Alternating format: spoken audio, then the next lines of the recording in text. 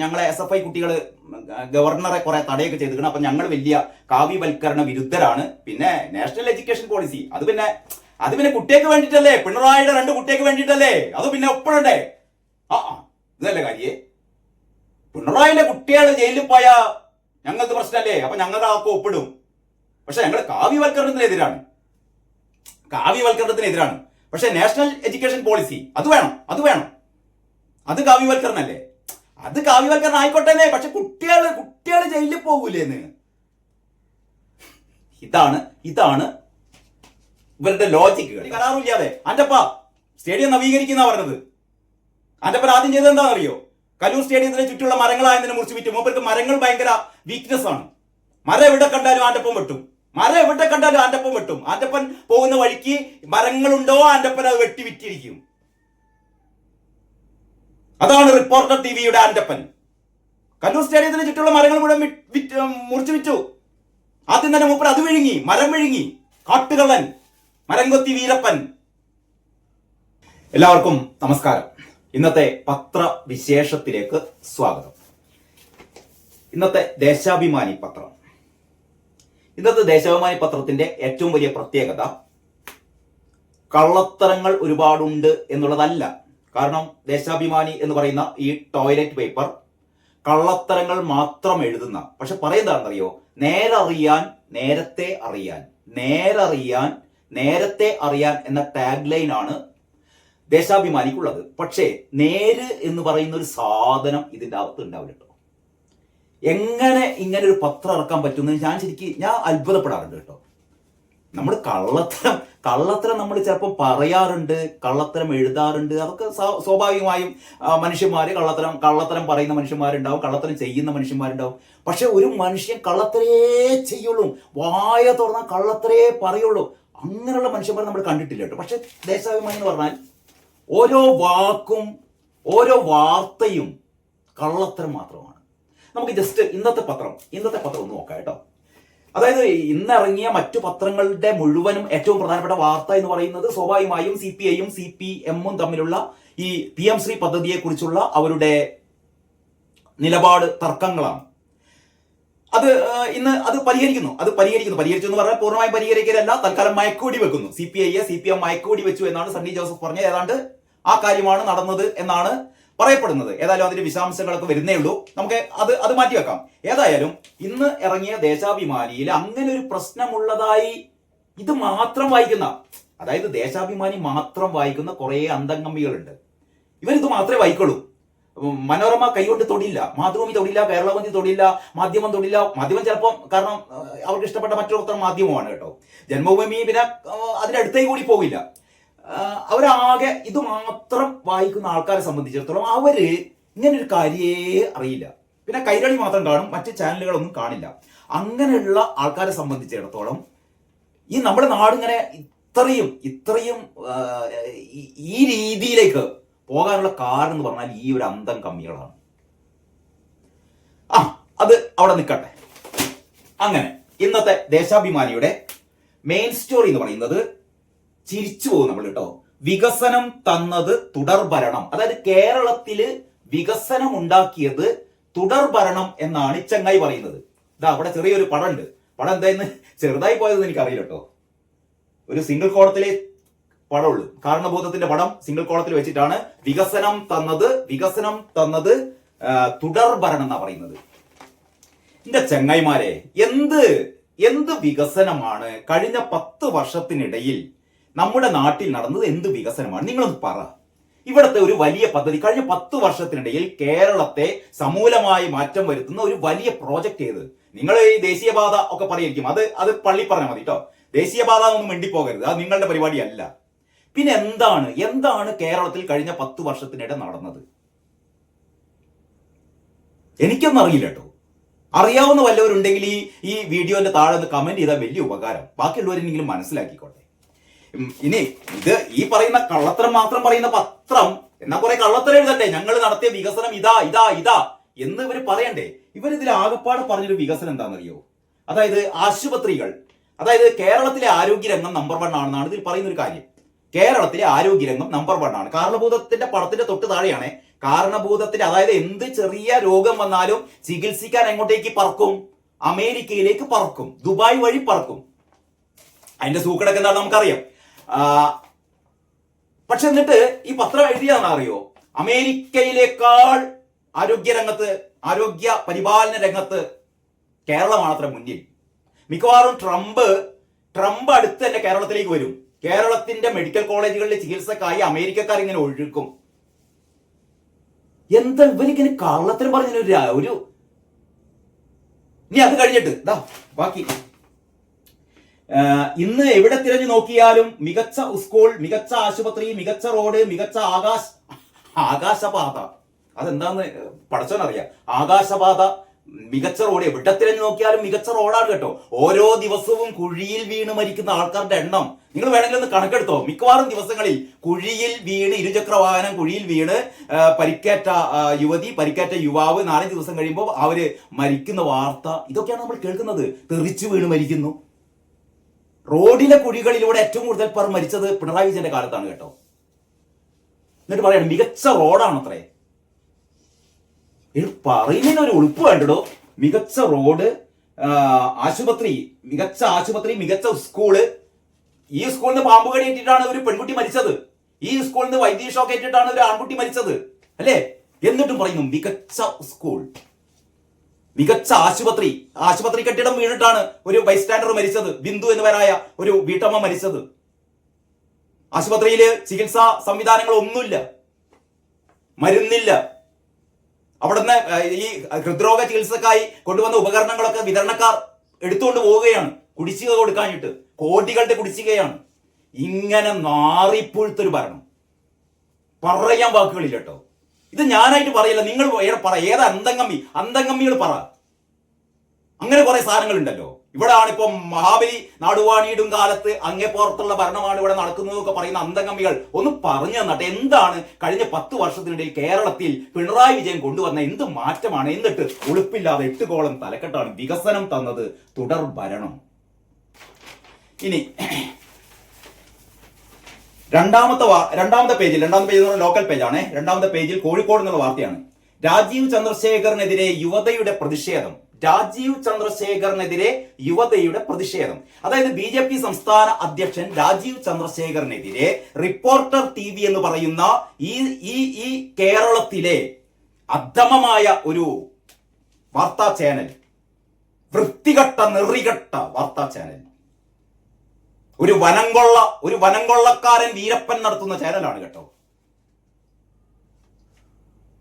നമ്മള് എന്നിട്ട് വൈകുന്നേരങ്ങളിൽ റിപ്പോർട്ട് TVയുടെ മുന്നിൽ ആ കോട്ടും കളസൊക്കെ ഇട്ടിട്ട് ആൻ്റപ്പൻ ഇങ്ങനെ ഇരുന്നിട്ട് കേരളത്തിന്റെ രാഷ്ട്രീയം പറയുന്നത് കേൾക്കുന്ന ആൾക്കാരെ കുറിച്ച് എന്ത് പറയാനാണ്?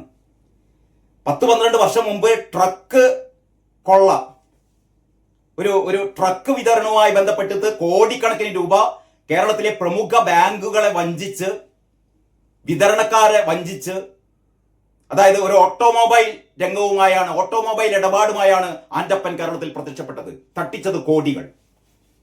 അത് കഴിഞ്ഞിട്ട് മാംഗോ ഫോൺ എന്ന് പറയുന്ന ഒരു പരിപാടി, കോടികൾ തട്ടിച്ചു.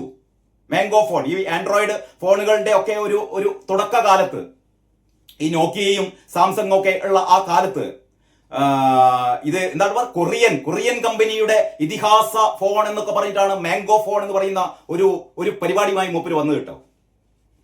കോടികളാണ് എന്ത് ചെയ്തതെന്ന് അറിയോ?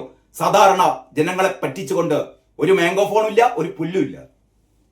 അങ്ങനെ ആണ് കക്ഷി ട്രാക്ക് മാറ്റി. ഈ ആദിവാസികൾ വനത്തില് ഈ വിലപിടിച്ച മരങ്ങൾ, 600-700 വർഷം പഴക്കമുള്ള തേക്ക്, ഈട്ടി മരങ്ങൾ, പ്രധാനമായിട്ട് ഈട്ടി മരമൊക്കെ, ഇത് മുറിക്കാനുള്ള ഒരു ലൈസൻസ് അക്കാലത്ത് റവന്യൂ സെക്രട്ടറിയെ മണിയടിച്ച് വാങ്ങി ആദിവാസികളുടെ ഭൂമിയിൽ നിന്ന് ആദിവാസികളെ പറ്റിച്ച്, കാരണം ആദിവാസികൾക്ക് മരം മുറിക്കാനുള്ള ഒരു അവകാശമൊക്കെ കൊടുത്തതിന്റെ അടിസ്ഥാനത്തിൽ ആദിവാസികൾക്ക് ചില്ലറ പൈസയൊക്കെ കൊടുത്ത് അവരുടെ ഭൂമിയിൽ നിന്ന് 100 കണക്കിന് ഇട്ടി മരങ്ങൾ മുറിച്ചു കടത്തി. കോടികളുടെ വനംകൊള്ള, കേരള ചരിത്രത്തിലുണ്ടായ ഏറ്റവും വലിയ വനംകൊള്ള. ആ വനംകൊള്ളക്കാരനാണ് റിപ്പോർട്ടർ ചാനലിന്റെ മുതലാളി റിപ്പോർട്ടർ ചാനൽ വന്നിരുന്നും കണ്ട് നമ്മളെ പഠിപ്പിക്കുന്ന ആ ഏഭ്യൻ ചെറ്റ ഇവരെ പറയാൻ പിന്നെ എന്ത് വാക്കാണുള്ളത്? അവന്റെ ചാനലിൽ, റിപ്പോർട്ടർ ചാനലിൽ, ആന്റപ്പന്റെ റിപ്പോർട്ടർ ചാനലിലാണ് കഴിഞ്ഞ കുറച്ച് ദിവസങ്ങളായിട്ട് രാജീവ് ചന്ദ്രശേഖറിനെതിരെ ആരോപണം. മറ്റു പത്രങ്ങളൊന്നും ഏറ്റുപിടിച്ചില്ല, മറ്റു മാധ്യമങ്ങളൊന്നും ഏറ്റുപിടിച്ചില്ല. എന്തുകൊണ്ടെന്നറിയോ? എന്തെങ്കിലും കാര്യം വേണ്ടേ? രാജീവ് ചന്ദ്രശേഖർ കർണാടകയിൽ കോടികളുടെ ഭൂമി ഇടപാട് നടത്തിയത്രേ. ഇവരുടെ വാർത്ത വായിച്ചു നോക്കിയാൽ തന്നെ അത്യാവശ്യം ബോധം ഇവരുള്ള ആൾക്കാർ വിചാരിക്കും ഇതിലെന്താണ് ഇപ്പൊ അഴിമതി. കർണാടക ഇൻഡസ്ട്രിയൽ എസ്റ്റേറ്റിൽ നിന്ന് BPL കമ്പനിക്ക് അവര് കുറെ സ്ഥലം ലീസിന് കൊടുക്കുകയാണ്. ഇതൊക്കെ എല്ലാ സംസ്ഥാനങ്ങളിലും ഇത്തരത്തിലുള്ള വ്യവസായത്തിന് വേണ്ടിയിട്ട് ഭൂമി ലീസിന് കൊടുക്കാറുണ്ട്. അത് അവർക്ക് പതിച്ചു കൊടുക്കാറുണ്ട്. പ്രത്യേക ഉത്തരവിലൂടെ ആ ഭൂമി അവർക്ക് പതിച്ചു കൊടുക്കുക എന്ന് പറഞ്ഞാൽ BPL കമ്പനിക്ക് കർണാടക ഇൻഡസ്ട്രിയൽ എസ്റ്റേറ്റ് വാങ്ങി അവർക്ക് പതിച്ചു കൊടുത്ത രേഖാമൂലം അവർക്ക് പതിച്ചു കൊടുത്ത അതിനുള്ള പൈസ ഇവർ കെട്ടിയിട്ട് പതിച്ചു കൊടുത്ത ഭൂമി വർഷങ്ങൾക്ക് ശേഷം അവർ മറച്ചു വിറ്റു. അന്ന് 17 കോടിക്ക് വാങ്ങിയ ഭൂമി അത് ഇവര് തട്ടിയെടുത്തതല്ലാതെ BPL. ഇത് രാജീവ് ചന്ദ്രശേഖറും അല്ല. BPL കമ്പനിയുടെ വിശദീകരണ കുറിപ്പ് വന്നു ഈ കള്ള വാർത്ത വന്നതിന് ശേഷം. റിപ്പോർട്ടർ ചാനലിൽ ഈ കള്ള വാർത്ത വന്നതിന് ശേഷം BPL കമ്പനി ഒരു വിശദീകരണ കുറിപ്പ് ഇറക്കി. കള്ള വാർത്തയാണ്, വാസ്തവ വിരുദ്ധമായ വാർത്തയാണ്, ഇങ്ങനെ ഒരു ക്രമക്കേടും അവിടെ നടന്നിട്ടില്ല. ഇത് സംബന്ധിച്ച് സുപ്രീം കോടതി ക്ലിയറൻസ് നൽകിയതാണ്. ഞാനൊന്ന് ചോദിക്കട്ടെ, സുപ്രീം കോടതി ഒരു തർക്കത്തിൽ അല്ലെങ്കിൽ ഒരു വ്യവഹാരത്തിൽ അന്തിമ വിധി സുപ്രീം കോടതി കൽപ്പിക്കുന്നു. ഇനി ഇവിടുന്ന് എന്ത് ബഹളം ഉണ്ടാക്കിയിട്ട് ഇനിയും ഇത് തട്ടിപ്പാണ്, ഭൂമി കുംഭകോണാണെന്നൊക്കെ പറഞ്ഞാൽ ഇത് ഞാൻ അന്വേഷിക്കാൻ വേണ്ടിയിട്ട് അമേരിക്കയിലെ കോടതി വരുമോ?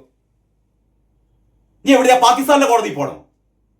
അല്ലെ, നമുക്ക് ഇത് അറിയാഞ്ഞിട്ട് ചോദിക്കുകയാണ്.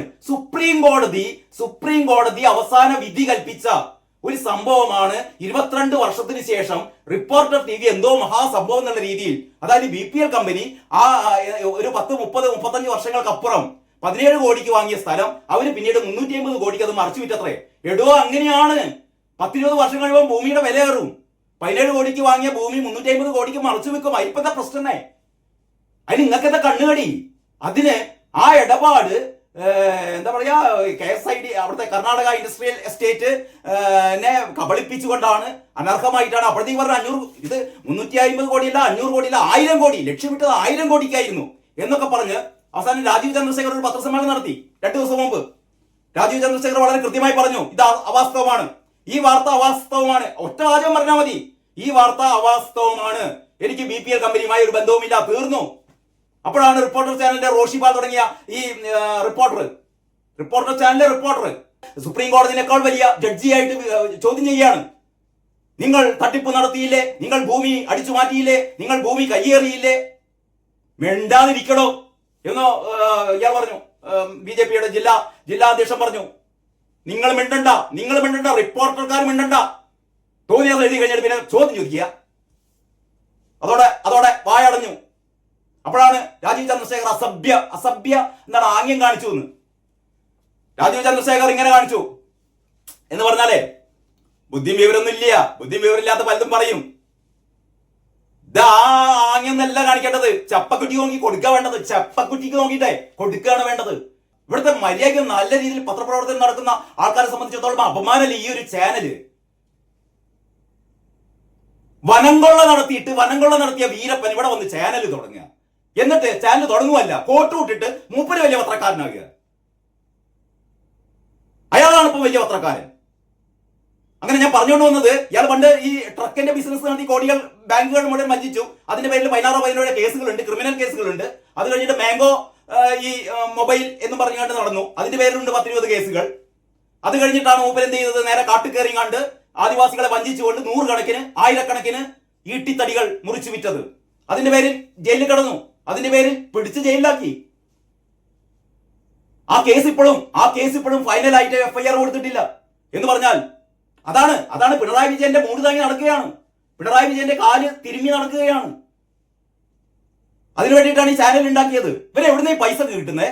ഇപ്പോഴാ മെസ്സിയെ കൊണ്ടുവരുന്ന ഇവനാണത്രേ. മെസ്സിയെ കൊണ്ടുവരുന്ന ഇവനാണെന്ന്. ഇവനെ ആരാണ് അധികാരം കൊടുത്തത് മെസ്സിനെ കൊണ്ടുവരാൻ? Kerala football federation Indian football federation ഇവരൊക്കെ വഴിയാണ് അന്താരാഷ്ട്ര കളിക്കാരെയൊക്കെ കൊണ്ടുവരേണ്ടത്. ഇവരൊന്നും അറിയിക്കാതെ മെസ്സിയെ കൊണ്ടുവരാൻ വേണ്ടിയിട്ട് ഈ പറയുന്ന ഏറ്റവും വലിയ കള്ളനെ, ക്രിമിനലിനെ ഏൽപ്പിച്ചിരിക്കുകയാണ് അത്രേ. എന്നിട്ട് ഇവൻ പറയാണ് ഞാൻ 135 കോടി 150 കോടി അർജന്റീന ടീമിന് കൊടുത്തു അവരെ കൊണ്ടുവരാൻ വേണ്ടിയിട്ട്. കേരളത്തിലെ ജനങ്ങളെ മുഴുവൻ മെസ്സിയെ കാണിക്കലാണ് ഇവന്റെ ലക്ഷ്യം. എന്നിട്ട് അവസാനം ഈ കേരളത്തിലെ ഏറ്റവും വലിയ സ്റ്റേഡിയം കലൂറിലെ സ്റ്റേഡിയം അത് നവീകരിക്കാൻ വേണ്ടിയിട്ട് ഇവന് കൊടുത്തിട്ടാണ് ഈ ക്രിമിനലിനാണ് ഏൽപ്പിച്ചത്. നമ്മുടെ സ്പോർട്സ് മന്ത്രി അബ്ദുറഹിമാൻ, അയാൾ വേറൊരു ഫ്രോഡ്. ഇപ്പൊ ഈ ഹൈബിയുടെയൊക്കെ പത്രസമ്മേളനം നടത്തുന്നു.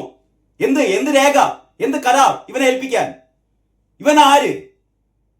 ആനക്കള്ളൻ, കേരളത്തിലെ ഏറ്റവും വലിയ കള്ളൻ. ഈ കള്ളനാണ് കോട്ടൂട്ടിട്ട് ഇങ്ങനെ നടക്കുന്നത്. ഈ കള്ളന്മാരും ഗുണ്ടകളുമാണോ കേരളം ഭരിക്കുന്നത്? അവസാനം ഇതാ ഈ ചാനലുകളുടെ മുതലാളിമാരായിട്ട് കള്ളന്മാര്. എന്നിട്ട് അവര് പടച്ചുണ്ടാക്കുന്ന വാർത്തകൾ രാജീവ് ചന്ദ്രശേഖറിനെതിരെ ഇല്ലാത്ത വാർത്തകൾ. 10-30 വർഷം മുമ്പ് സുപ്രീം കോടതി തീർപ്പാക്കിയ ഒരു സാധനം ഏതൊരു അഭിഭാഷകൻ, കർണാടകയിലെ ഏതൊരു അഭിഭാഷകൻ പരാതി കൊടുത്തി. ഇതൊരു കേസും അല്ലാന്നേ, ഒരു കേസ് ആരും പുതിയ കേസും കൊടുത്തിട്ടില്ല, ഒരു പരാതി കൊടുത്തു. അതായത് 36 വർഷങ്ങൾക്ക് മുമ്പ് സുപ്രീം കോടതി തീർപ്പ് കൽപ്പിച്ച ഒരു കേസിനെ കുറിച്ച് ഇവിടുന്ന് ഏതൊരു അഭിഭാഷകൻ ഒരു പരാതി കൊടുക്കുകയാണ്. ഇത് സംബന്ധിച്ചാണ് വാർത്തകൾ ഉണ്ടാക്കുന്നത്. 1000 കോടിയുടെ ഭൂമി തട്ടിപ്പ്, 10,000 കോടിയുടെ ഭൂമി തട്ടിപ്പ്. എന്നിട്ട് അത് കഴിഞ്ഞിട്ട് ഇവിടെ കുറെ ഡിഫിക്കാര്. രാജീവ് ചന്ദ്രശേഖറിനെതിരെ യുവതയുടെ പ്രതിഷേധം. കേരളത്തിലെ ഏറ്റവും വലിയ പ്രശ്നം അതാണല്ലോ. ഈ അമ്പലക്കൊള്ളയെ കുറിച്ച്, ഈ സ്വർണ്ണക്കൊള്ളയെ കുറിച്ച്, ശബരിമലയിലെ സ്വർണ്ണക്കൊള്ളയെ കുറിച്ച് ഒരക്ഷരം മിണ്ടില്ല. ഇവിടുത്തെ ആരോഗ്യ രംഗം കുത്തഴിഞ്ഞതിനെ കുറിച്ച് ഒരക്ഷരം മിണ്ടില്ല. വിദ്യാഭ്യാസ രംഗം കുത്തഴിഞ്ഞതിനെ കുറിച്ച് ഒരക്ഷരം മിണ്ടില്ല. ഇല്ലാത്ത കാര്യങ്ങളുടെ പേരിൽ വാർത്ത ഇങ്ങനെയാണ്. BJP സംസ്ഥാന അധ്യക്ഷൻ രാജീവ് ചന്ദ്രശേഖറിനെതിരെ സമഗ്ര അന്വേഷണം നടത്തണമെന്ന് ആവശ്യപ്പെട്ട് ഡിവൈഎഫ്ഐ ജില്ലാ കമ്മിറ്റി നഗരത്തിൽ പ്രതിഷേധം സംഘടിപ്പിച്ചു. കർണാടക സർക്കാർ BPL കമ്പനിക്ക് പാട്ടത്തിന് നൽകിയ കൃഷിഭൂമി ഉൾപ്പെടെയുള്ള സർക്കാർ ഭൂമി മറിച്ചുവിറ്റ് 500 കോടിയിലധികം രൂപയുടെ കുംഭകോണം നടത്തിയതിൽ അന്വേഷണം നടത്തണമെന്ന് ആവശ്യപ്പെട്ടാണ് മാർച്ച് നടത്തിയത്. ഡിഫിക്കാരെ പോയാണ് കേസ് കൊടുക്കണോ? കേസ് കൊടുക്കുക. അങ്ങനെയാണെങ്കിൽ അതിന് പറ്റില്ല നിങ്ങൾക്ക്. കാരണം എന്ത് കേസ് കൊടുക്കാൻ? സുപ്രീം കോടതി ഫൈനലായിട്ട് വെർഡിക്റ്റ് നടത്തിയ ഒരു കാര്യത്തെ കുറിച്ച് നിങ്ങൾ ആർക്ക് കേസ് കൊടുക്കാൻ? അപ്പൊ കള്ളവാർത്ത നമ്പർ 2. അത് കഴിഞ്ഞിട്ട് അടുത്ത പേജിലേക്ക് ലീലാവതി ടീച്ചർക്ക് ഒരു അവാർഡ് നൽകി. ആദരം ഗുരുദക്ഷിണ പറഞ്ഞൊരു ഫുൾ പേജ് ഉണ്ട്. ലീലാവതി ടീച്ചറോട് എന്താ ഇഷ്ടം അറിയോ? ലീലാവതി ടീച്ചർ പിറന്നാളിൽ നിന്ന് ഗാസയിലെ കുട്ടികളെ ഓർത്തിട്ട് ലീലാവതി ടീച്ചർ ഭക്ഷണം കഴിച്ചില്ല. അതോടെ ലീലാവതി ടീച്ചർ സഖാക്കന്മാരുടെ പ്രിയ എഴുത്തുകാരിയായി. ഗാസയിലെ കുട്ടികളെ അങ്ങനെയാണ്. അപ്പൊ നാട് നീളപ്പം ഗാസക്ക് വേണ്ടി കണ്ണീരൊഴുക്കലാണ്. ഇസ്രായേലിൽ എത്ര കുട്ടികളെ അരിഞ്ഞു വന്നാലും, ഇസ്രായേലിൽ എത്ര കുട്ടികളെ വെടിവെച്ച് വന്നാലും ആർക്കും ഒരു തുള്ളി കണ്ണീരൊഴുക്കാനുണ്ടാവില്ല. യമനിലും നൈജീരിയയിലും ഉക്രൈനിലും ഇഷ്ടം പോലെ കുട്ടികൾ കൊല്ലപ്പെടുന്നു. ആർക്കും ഒരു വിങ്ങലുമില്ല, ഒരു പൊട്ടലുമില്ല, ഒരു കണ്ണീരൊഴുക്കുമില്ല. പക്ഷെ ഈ ഗാസയിലെ കുട്ടികൾ എന്ന് പറയുന്നത് 18 വയസ്സ് വരെയുള്ള എന്ന് പറഞ്ഞാൽ ചെറിയ കുട്ടികൾ മുതൽ 18 വയസ്സ് വരെയുള്ള ആൾക്കാരെയാണ് ഈ കുട്ടികൾ എന്ന് പറയുന്നത് കേട്ടോ. അതിൽ പകുതിയും ഭീകരന്മാരാണ്, ഹമാസ് ഭീകരരാണ്. 12-13 വയസ്സ് മുതൽ കുട്ടികളെ ഭീകരരാക്കുകയാണ്. അവരാണ് ഈ ആക്രമണങ്ങളിൽ കൊല്ലപ്പെടുന്നത്. എന്നിട്ട് കുട്ടികൾ ഗാസയിലെ കുട്ടികളെ കുറിച്ച് ഓർത്ത് ലീലാവതി ടീച്ചർക്ക് ഭക്ഷണം കഴിക്കാൻ പറ്റിയില്ല അത്രേ. ഉക്രൈനിൽ മരിച്ചു വീഴുന്ന കുട്ടികളെ പറ്റി ഓർത്തിട്ട് ടീച്ചർക്ക് കണ്ണീരൊഴുക്കില്ല. യമനിലെയും നൈജീരിയയിലും ഒന്നും കുട്ടികളെ പറ്റി ഓർത്ത് കണ്ണീരൊഴുക്കേയില്ല.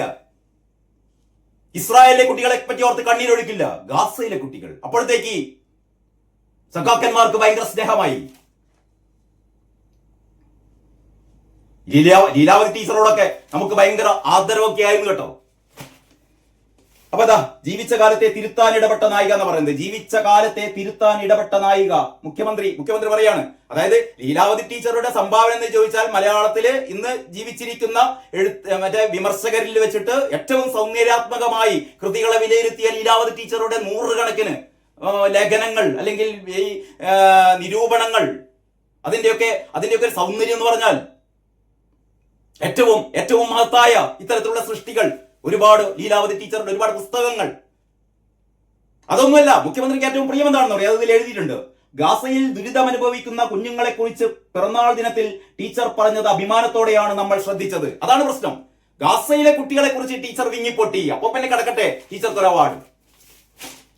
അപ്പോഴാണ് കുറെ ആൾക്കാർ ഇപ്പം ഗാസയിലെ മരിച്ചുപോയ കുട്ടികളുടെ പേര് ചൊല്ലി ഇങ്ങനെ വിലപിക്കുകയാണ്. അപ്പോഴാണ് ചോദിക്കുന്നത്, എന്താ ഇസ്രായേലിലെ കുട്ടികളെ കുറിച്ച് നിങ്ങൾക്ക് വിലപിക്കണ്ടേ? ഉക്രൈനിലെ കുട്ടികളെ കുറിച്ച് വിലപിക്കണ്ടേ എന്ന് ചോദിക്കുമ്പോ മറുപടിയില്ല. ഇതിനാണ് വർഗീയത എന്ന് പറയുന്നത് കേട്ടോ. എന്നിട്ട് പറയുന്നു ഞങ്ങൾ വർഗീയതക്കെതിരാണ്. ഇപ്പതാ ഹമാസുകാർ വീണ്ടും തുടങ്ങി. നേരത്തെ കുറെ ഉണ്ട തീർന്നു പോയിരുന്നു. ഇപ്പൊ ഉണ്ട രണ്ടാമത് വന്നപ്പോൾ ഇതാ വീണ്ടും ഇസ്രായേലിനെതിരെ വെടിപൊട്ടിക്കാൻ തുടങ്ങിയിരിക്കുന്നു. അപ്പോഴാണ് ഇസ്രായേൽ തിരിച്ചു വെടിവെച്ചത്.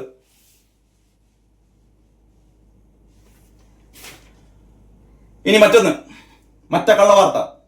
ലീഗും ജമാഅത്തെയും പഠിപ്പിക്കുന്നത് കേന്ദ്രത്തിന്റെ വർഗീയ സിലബസ്. അതായത് മൂപ്പര് PM ശ്രീ പദ്ധതിയെ ന്യായീകരിക്കാൻ കേട്ടോ. അതായത് PM ശ്രീ പദ്ധതി ഞങ്ങൾ ഏറ്റെടുത്ത് അല്ലെങ്കിൽ ഞങ്ങൾ ഒപ്പുവെച്ചതിൽ നിങ്ങൾ ഒച്ചപ്പാടും ബഹളം ഉണ്ടാക്കണ്ട. ആരോട് പറയാണ്? ലീഗുകാരോടും അല്ലെങ്കിൽ പ്രതിപക്ഷത്തോടും പറയാണ്, ലീഗും ജമാഅത്തെയും പഠിപ്പിക്കുന്നത് കേന്ദ്രത്തിന്റെ വർഗീയ സിലബസ്. അപ്പൊ നിങ്ങളൊക്കെ പഠിപ്പിക്കുന്നത് കേന്ദ്രത്തിന്റെ വർഗീയ സിലബസ് ആണ്, ഞങ്ങള് കേന്ദ്രത്തിന്റെ വർഗീയമല്ലാത്ത സിലബസുമാണ് പഠിപ്പിക്കുന്നത്. എന്താണ് ചെയ്യുക? ഒരു സെൻസ് വേണ്ട എന്തെങ്കിലുമൊക്കെ എഴുതാൻ. എന്നിട്ട് അവസാനം ഇതിന്റെ ചില ഭാഗങ്ങളാണ് കേട്ടോ. വിദ്യാഭ്യാസ മേഖലയിൽ കേന്ദ്ര സർക്കാർ കാവ്യവൽക്കരണത്തിന് തുടക്കമിട്ടപ്പോൾ കോൺഗ്രസും ലീഗും അവരുടെ വിദ്യാർത്ഥി യുവജന സംഘടനകളും പേരിന് പോലും സമരത്തിന് ഇറങ്ങി പുറപ്പെട്ടില്ല. ഞങ്ങളാണ് ഇറങ്ങി പുറപ്പെട്ടത്. പിന്നെ ഞങ്ങളിപ്പോ അതൊക്കെ നടപ്പാക്കുന്നുണ്ട് കേട്ടോ. ഞങ്ങൾ ഇറങ്ങി പുറപ്പെട്ട് അപ്പോഴാണ് കാരണഭൂതത്തിന്റെ മക്കളെയൊക്കെ പിടിച്ച് ജയിലിലിടുന്നു പറഞ്ഞത്. അപ്പൊ പിന്നെ ഞങ്ങൾ എന്ത് ചെയ്ത്? ഞങ്ങളതാണ് നടപ്പിലാക്കി. അപ്പൊ ഞങ്ങൾ നടപ്പിലാക്കിയതില്ലേ ഞങ്ങൾക്ക് പ്രശ്നമൊന്നുമില്ല, അല്ലെങ്കിൽ ഞങ്ങളെ ആരും കുറ്റപ്പെടുത്തണ്ട. പക്ഷെ നിങ്ങൾ എങ്ങനെയാ നടപ്പാക്കുക? ഇതൊന്നും നമുക്കിതിന്റെ മറുപടി പറയാനില്ല. അങ്ങനെ ആ പേജിലെ മഹത്തായ വലിയ കള്ളത്തരെ ഇനി എഡിറ്റോറിയൽ പേജിലെ മെയിൻ സ്റ്റോറി എന്ന് പറഞ്ഞാൽ ഏറ്റവും വലിയ കള്ളത്തരം. കാവ്യവൽക്കരണം പ്രതിരോധിച്ചത് കേരളം. കാവ്യവൽക്കരണം ഈ PM ശ്രീ പദ്ധതിയിൽ ഒപ്പുവെച്ചിട്ട് അതിനുശേഷം ഇറക്കുന്ന പാർട്ടി പത്രം പറയാണല്ലോ. അതായത് കാവ്യവൽക്കരണത്തിൽ പ്രതിരോധിച്ചത് കേരളമാണെന്ന്. ഇപ്പം പിന്നെ എന്തായി? ഇപ്പൊ നിങ്ങളെ പ്രതിരോധമൊക്കെ പൊട്ടിപ്പോയോ?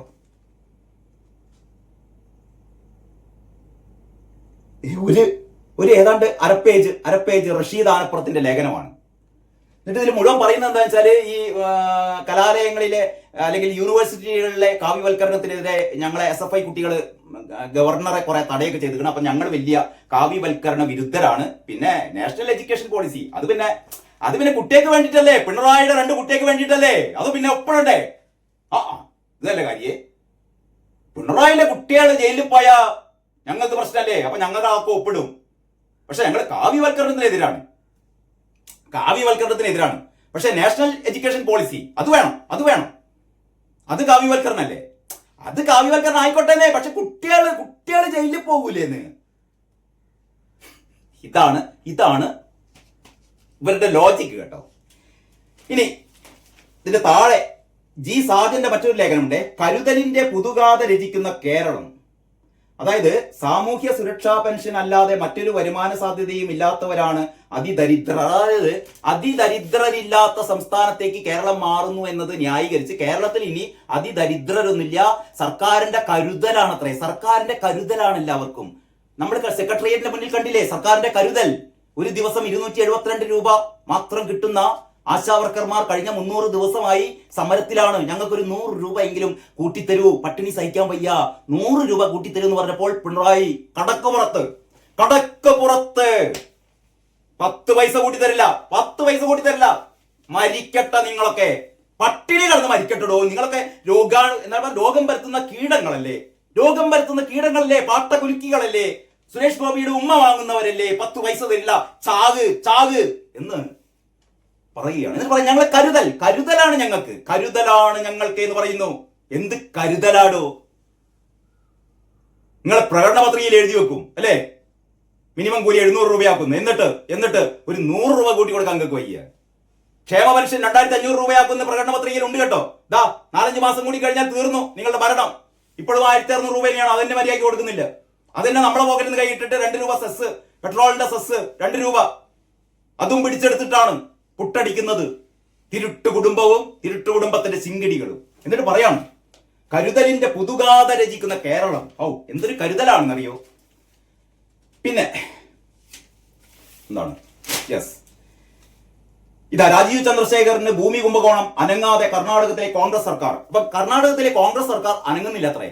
രാജീവ് ചന്ദ്രശേഖറിന്റെ ഭൂമി കുംഭകോണത്തിൽ റിപ്പോർട്ടർ ടിവിയും ഇവിടുത്തെ കാട്ടുകള്ളന്മാരും ഇവിടുത്തെ കാട്ടുകള്ളൻ വീരപ്പനും റിപ്പോർട്ടർ ടിവിയും ഇങ്ങനെ എല്ലാ ദിവസവും ഇങ്ങനെ വാർത്തകൾ ഇങ്ങനെ പറഞ്ഞിട്ട് സ്മൃതി പരുത്തിക്കാടും പിന്നെന്താ പറയാ ജിമ്മിയും മൊട്ടയും ഒക്കെ ഇങ്ങനെ പറയാണ് രാജീവ് ചന്ദ്രശേഖർ ഏറ്റവും വലിയ അഴിമതിക്കാരൻ, രാജീവ് ചന്ദ്രശേഖർ ഏറ്റവും വലിയ അഴിമതിക്കാരൻ.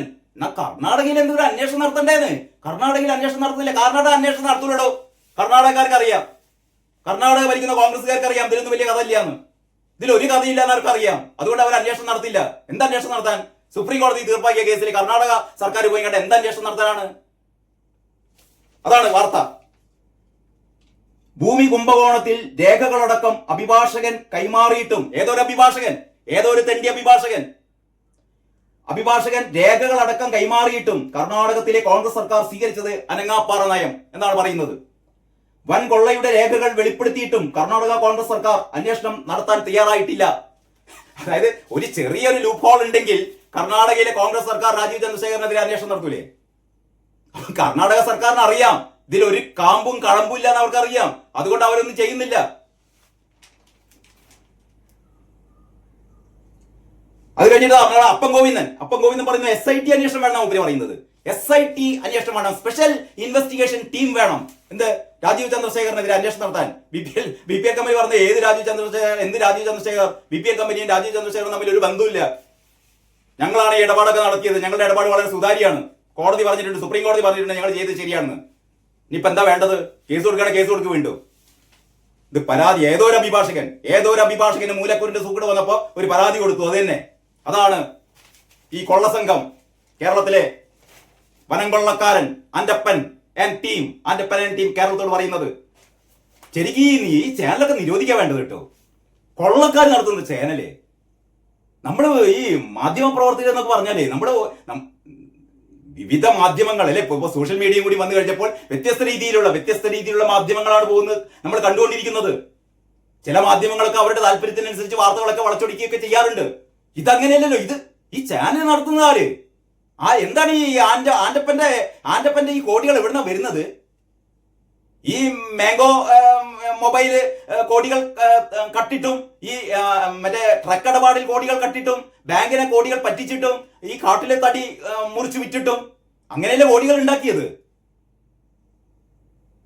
അപ്പോഴല്ലേ സ്റ്റേഡിയം നവീകരിക്കാൻ വേണ്ടിയിട്ട് സ്പോർട്സ് മന്ത്രി ഇയാൾക്കാണ്ട് ഏൽപ്പിച്ചു കൊടുത്തത് ഒരു കരാറും ഇല്ലാതെ. ആന്റപ്പ സ്റ്റേഡിയം നവീകരിക്കുന്ന പറഞ്ഞത്. ആന്റപ്പൻ ആദ്യം ചെയ്തത് എന്താണെന്നറിയോ? കലൂർ സ്റ്റേഡിയത്തിന് ചുറ്റുള്ള മരങ്ങളായതിനെ മുറിച്ച് വിറ്റു. മൂപ്പർക്ക് മരങ്ങൾ ഭയങ്കര വീക്ക്നെസ് ആണ്. മരം എവിടെ കണ്ടാലും ആന്റപ്പൻ വെട്ടും. ആന്റപ്പൻ പോകുന്ന വഴിക്ക് മരങ്ങളുണ്ടോ ആന്റപ്പൻ അത് വെട്ടി വിറ്റിരിക്കും. അതാണ് റിപ്പോർട്ടർ ടിവിയുടെ ആന്റപ്പൻ. കല്ലൂർ സ്റ്റേഡിയത്തിന് ചുറ്റുള്ള മരങ്ങൾ മുഴുവൻ മുറിച്ചു വിറ്റു. ആദ്യം തന്നെ മൂപ്പർ അത് മരം വിഴുങ്ങി. കാട്ടുകള്ളൻ, മരം കൊത്തി വീരപ്പൻ. അതായത് ഈ അപ്പൻ ഗോവിന്ദന് ഈ കാട്ടുകള്ളനെതിരെ ഒരു FIR പോലും സോൾവ് ചെയ്യാൻ പറ്റിയിട്ടില്ല. മുട്ടിൽ മരമുറി കേസിൽ കോടികളുടെ മരം മുറിച്ചു കടത്തിയ ഈ കാട്ടുകള്ളനെ പുറത്തുവിടുകയാണ്. ഈ കാട്ടുകള്ളനെയാണ് പോലീസുകാരുടെ അകമ്പടിയോടെ ഇയാൾ സ്റ്റേഡിയം നോക്കാൻ വേണ്ടിയിട്ടൊക്കെ വരുന്നത്. അപ്പം ഗോവിന്ദന് അതിനെക്കുറിച്ചൊന്നും വേവലാതിയില്ല. അപ്പം ഗോവിന്ദന് വേവലാതി എന്താണ്? ഈ രാജീവ് ചന്ദ്രശേഖറിന്റെ 36 വർഷം മുമ്പുള്ള ഭൂമി ഇടപാട് സുപ്രീം കോടതി ഓക്കെ എന്ന് പറഞ്ഞത് അപ്പം ഗോവിന്ദന് മനസ്സിലായിട്ടില്ല. അപ്പം ഗോവിന്ദന് അതൊന്നും പോരാ. പാകിസ്ഥാനിലെ കോടതി, ശരീഅത്ത് കോടതി വിധിക്കണം അത്രേ. അതാണ് അപ്പം ഗോവിന്ദൻ അപ്പോഴേ തൃപ്തിയാവുള്ളൂ. സുപ്രീം കോടതിയിലൊന്നും മൂപ്പർക്ക് വിശ്വാസമില്ലാതെ എന്ത് സുപ്രീം കോടതി? ഏത് CPI നോയിച്ചല്ലേ? ഏത് സ്വന്തം ഘടകകക്ഷി കമ്മ്യൂണിസ്റ്റ് പാർട്ടി CPIക്കാരെ ഇത് അറിയിച്ചില്ലല്ലോ ഈ PMCയിൽ ഒപ്പുവെച്ച് വെച്ചപ്പോ ഏത് CPI എന്ന് ചോദിച്ചു? ഏത് CPI? അമ്മാതിരി പാർട്ടി സെക്രട്ടറിയാണ്. ഇതൊക്കെ കഴിഞ്ഞിട്ട് ഇനി ഏറ്റവും അവസാനത്തെ ഏറ്റവും വലിയൊരു കള്ളത്തരം, വോട്ടർ പട്ടിക പ്രത്യേക തീവ്ര പുനഃപരിശോധന ജനാധിപത്യ പ്രക്രിയയോടുള്ള വെല്ലുവിളി. SIR, ഇത് നമ്മുടെ നിയമസഭയിൽ SIRനെതിരെ പ്രമേയം പാസാക്കിയതാണ് കേട്ടോ. നമ്മുടെ ഭരണപക്ഷവും പ്രതിപക്ഷവും ചേർന്നിട്ട് SIRനെതിരെ തീവ്ര വോട്ടർ പട്ടിക പരിഷ്കരണത്തിനെതിരെ കേരള നിയമസഭയിൽ പ്രമേയമാണ് പാസാക്കി. അങ്ങനെയാണല്ലോ, പ്രമേയം പാസാക്കിയാൽ ഇവരുടെ വിചാരം പിന്നെ വരില്ല എന്നാണ്. ഇലക്ഷൻ കമ്മീഷൻ പ്രഖ്യാപിച്ചു. കഴിഞ്ഞ ദിവസം മുതൽ SIR നടപ്പാക്കി. സ്പെഷ്യൽ ഇന്റൻസീവ് റിവിഷൻ തുടങ്ങി, വോട്ടർ പട്ടിക പരിഷ്കരണം തുടങ്ങി. അപ്പോഴാണ് കാരണഭൂതം പറയുന്നത് എന്താണെന്നറിയോ? ജനാധിപത്യ പ്രക്രിയയോടുള്ള വെല്ലുവിളി. SIRന്റെ ഉദ്ദേശ്യം ദേശീയ പൗരത്വ രജിസ്റ്ററിന്റെ വളഞ്ഞ വഴിയിലൂടെയുള്ള നടപ്പാക്കൽ എന്താ പറയുന്നത്? കേരളം ഉൾപ്പെടെയുള്ള സംസ്ഥാനങ്ങളിൽ SIR നടപ്പാക്കുമെന്ന കേന്ദ്ര തെരഞ്ഞെടുപ്പ് കമ്മീഷന്റെ പ്രഖ്യാപനം ജനാധിപത്യ പ്രക്രിയയോടുള്ള വെല്ലുവിളിയാണ് എന്ന് മുഖ്യമന്ത്രി പിണറായി വിജയൻ. നിലവിലെ വോട്ടർ പട്ടികയ്ക്ക് പകരം 2002-2004 പട്ടികയുടെ അടിസ്ഥാനത്തിലുള്ള പ്രത്യേക തീവ്ര പുനഃപരിശോധനയ്ക്കാണ് കമ്മീഷൻ തയ്യാറാവുന്നത്. 2002-ലായിരുന്നു അവസാനമായി വോട്ടർ പട്ടിക തീവ്ര പരിഷ്കരണം നടത്തിയത്.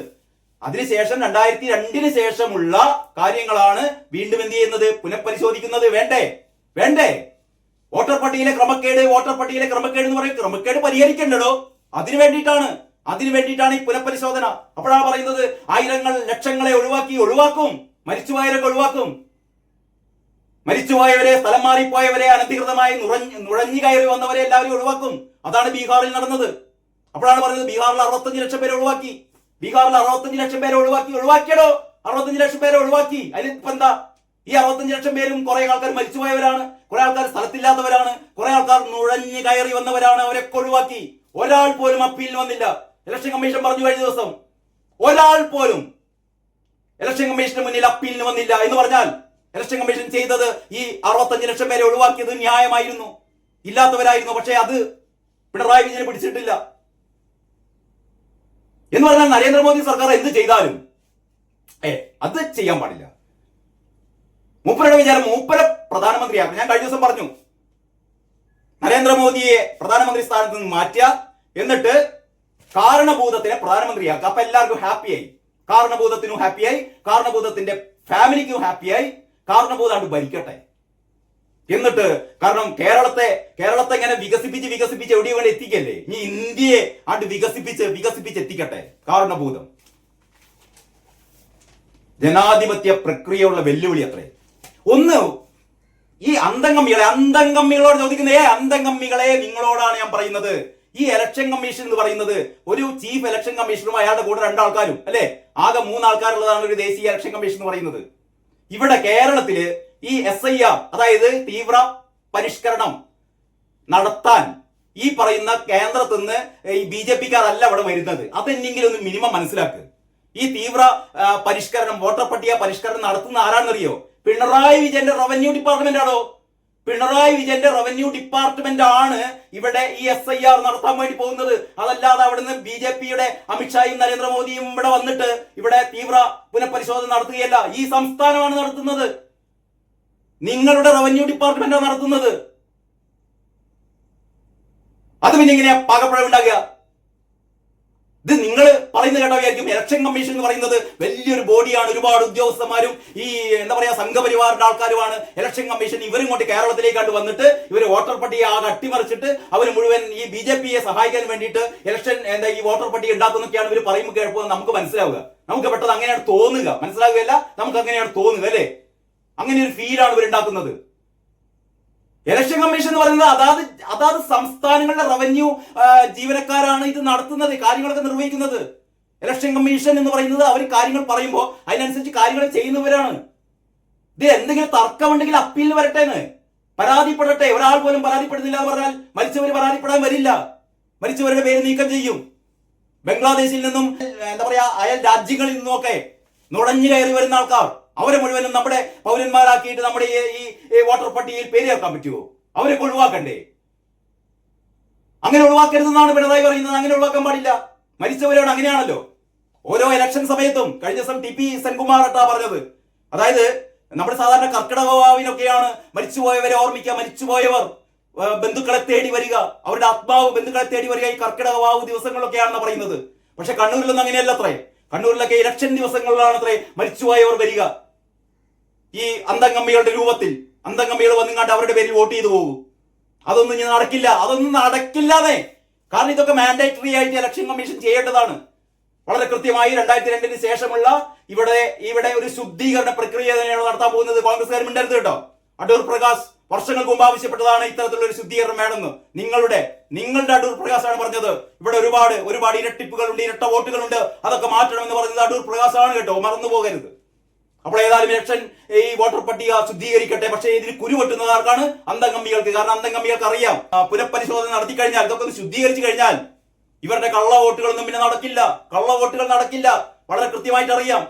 വോട്ട് ചോരി യാത്ര നടത്തിയ രാഹുൽ ഗാന്ധി ബീഹാറിൽ വോട്ട് ചോരി യാത്ര നടത്തിയല്ലോ. ഇപ്പൊ എന്തേ? വോട്ട് ചോരിയും ഇല്ല, എന്തോ ഹൈഡ്രജൻ ബോംബ്, ന്യൂട്രോൺ ബോംബ് ഒക്കെ കൊണ്ടുവരും, പൊട്ടിക്കുന്നൊക്കെ പറഞ്ഞല്ലേ. രാഹുൽ ഗാന്ധിനെ തന്നെ കാണാനില്ല. അതാണ് ബീഹാറിലെ സ്ഥിതി.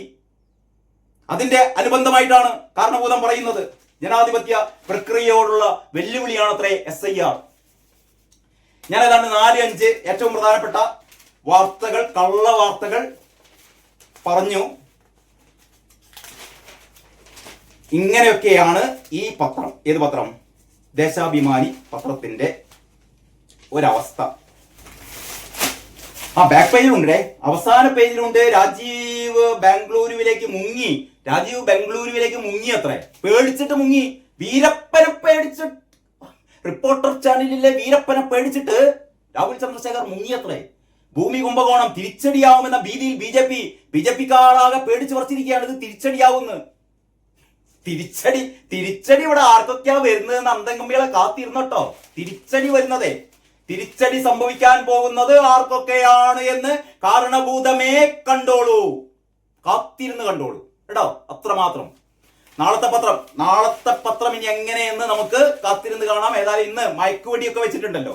മയക്കുവെടി വെച്ചിട്ട് CPI-ക്കാർ മയങ്ങി വീഴുമോ എന്നൊക്കെ നമുക്കറിയാം. അങ്ങനെ നാളത്തെ പത്രത്തിന് വേണ്ടി കാത്തിരിക്കാം. അതുവരെ എല്ലാവർക്കും നന്ദി, നമസ്കാരം.